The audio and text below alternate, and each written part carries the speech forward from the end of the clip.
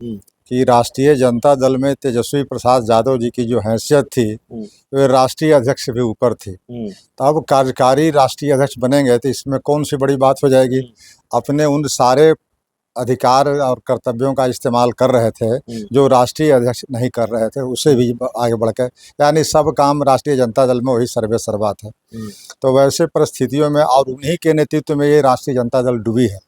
तो फिर उनको अगर कार्यकारी राष्ट्रीय अध्यक्ष बना भी जाता है या फिर राष्ट्रीय अध्यक्ष बना ही दिया जाता है तो उससे राष्ट्रीय जनता दल में कोई तूफान आ जाएगा, कोई बहुत अच्छी चीज़ें आ जाएगी, वैसा संभावना दूर दूर तक भी नहीं। राष्ट्रीय जनता दल में जो सबसे बड़े पावरफुल थे वो थे तेजस्वी प्रसाद यादव, और तेजस्वी प्रसाद यादव के गलत व्यवहार के कारण, गलत नीतियों के कारण ही राष्ट्रीय जनता दल को ये नुकसान हुआ है।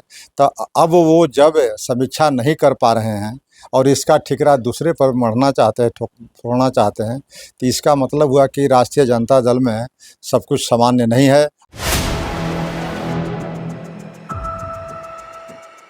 नमस्कार, आप देख रहे हैं 4 PM और मैं हूं अभिषेक मिश्रा।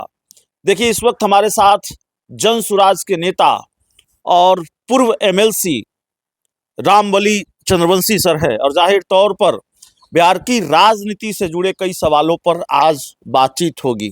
जन सुराज पर तो बातचीत होगी, लेकिन आपकी जो पुरानी पार्टी है उसको लेकर बातचीत होगी, आरजेडी को लेकर बातचीत होगी। आरजेडी के राष्ट्रीय कार्यकारी अध्यक्ष तेजस्वी यादव बनाए जा सकते हैं, ऐसी चर्चा है और ये मुहूर्त बहुत जल्द आने वाला है। ये तारीख भी बहुत जल्द 25 जनवरी के आसपास की वो तारीख बताई जा रही है जब वो आरजेडी के राष्ट्रीय कार्यकारी अध्यक्ष बनाए जाएंगे।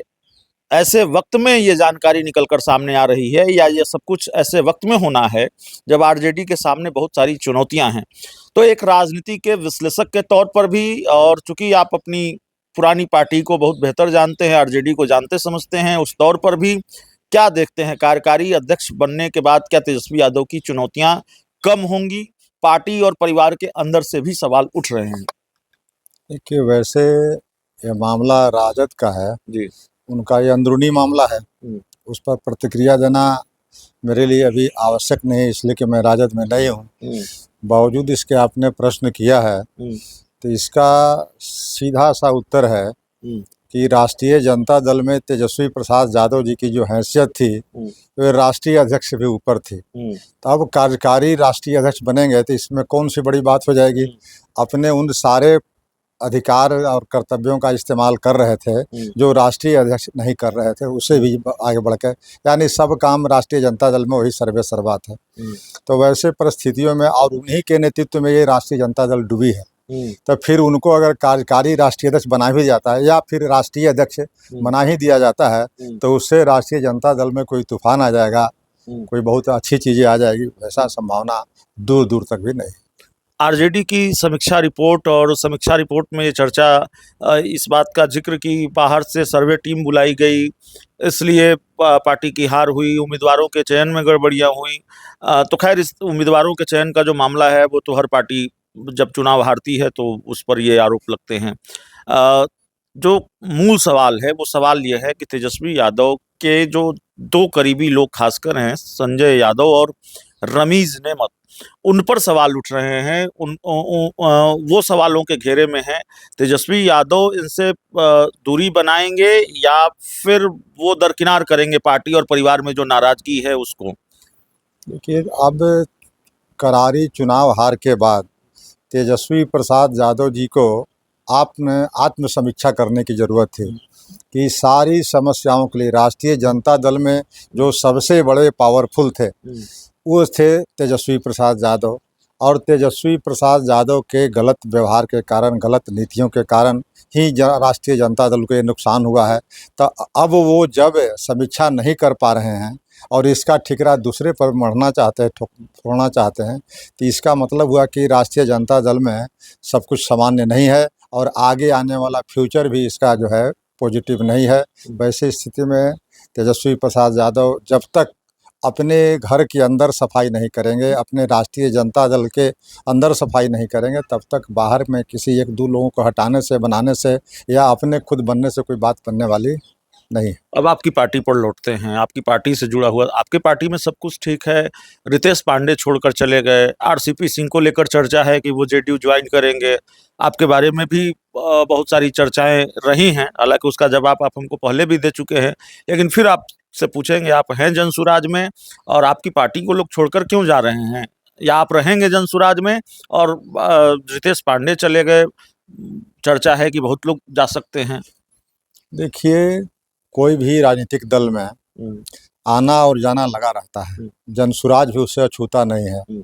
और जो लोग आ रहे हैं उनका भी स्वागत है, जो लोग जा रहे हैं उनको आप बांध के रख नहीं सकते हैं ये लोकतंत्र में। तो ये जो भी गए हैं लोग या जाने वाले हैं, उस पर जनसुराज का बहुत विशेष कोई चिंता का विषय नहीं है। राजनीतिक गलियारों में तो चर्चा है कि अभी प्रशांत किशोर को एक और बड़ा झटका लगेगा रामबली चंद्रवंशी के रूप में, आप रहेंगे या आप जाएंगे? अब ये सब तो हम जिस दिन से पार्टी में है उस दिन से इस तरह के अटकलबाजियां लगती है, लेकिन अगर मुझे जाना ही होगा तो कोई रोक नहीं सकता है। फिर भी मैं थोड़ा बेबाकी से अपनी बात को रखता हूँ और दल हित में रखता हूँ, नेता के हित में रखता हूँ। इसका दूसरा लोग अर्थ समझते हैं, अगर मैं दल में नहीं जुड़ा रहता तो मैं तो चुनाव में जब हमारी जनसुराज की करारी हार हुई है उसके बाद मैं ज़्यादा गंभीर हूँ और ज़्यादा दौरा कर रहा हूँ, ज़्यादा मेहनत कर रहा हूँ। इसलिए यह बात हमें सफाई देने की ज़रूरत नहीं है कि मैं जनसुराज में हूँ या नहीं रहूँगा। ये सब कोई विषय मेरे लिए अभी महत्वपूर्ण नहीं। फोन उन की घंटी बज रही है, कहीं से कोई ऑफर आ रहा है, पुरानी पार्टी से कोई बुलावा आया? लालू यादव और नीतीश कुमार तो दो ऐसे नेता हैं बिहार में जो पुराने दोस्तों को साथ लाने की कवायद में जुटे रहे हैं। देखिए, दो पार्टियां जिस तरह की मैं राजनीति करता हूं, मैं करता हूं राजनीति मुद्दों की और आइडियोलॉजी की राजनीति करता हूं। मैं पटना विश्वविद्यालय में शिक्षक हूं। मैं राजनीति में इसलिए नहीं आया हूं कि किसी पद ले लिया जाए। अगर वैसे लेना होता तो मैं अभी विधायकी और एमएलसी का पद छोड़ करके अभी आप लोगों के बीच में जनसुराज में नहीं होते। तो मैं जब मुद्दे पर आया हूँ, उस मुद्दे पर राष्ट्रीय जनता दल ने मेरी सदस्यता निष्कासित किया और ये मुद्दा का जड़ जो है नीतीश कुमार हैं। तो नीतीश कुमार जी जब तक इस मुद्दे को नहीं वापस लेते हैं, तेली तमोली दांगी को मूल अति पिछड़ा में शामिल करने की जो मेरी मुहिम थी, और उसका भाजपा भी उसके गुनहगार है, दोनों मिलकर के, तो दोनों बड़ी पार्टियों में तो जाने का कोई मतलब नहीं है। राष्ट्रीय जनता दल ने निकाल ही दिया है मुझे, तब फिर मैं वहाँ क्यों जाऊँ तलवा चाटने। अभी आरजेडी में नहीं जाएंगे, जेडीयू बीजेपी में भी नहीं जाएंगे, अभी जनसुराज के साथ रहेंगे। इस पूरी रिपोर्ट में इतना ही। बहुत बहुत धन्यवाद।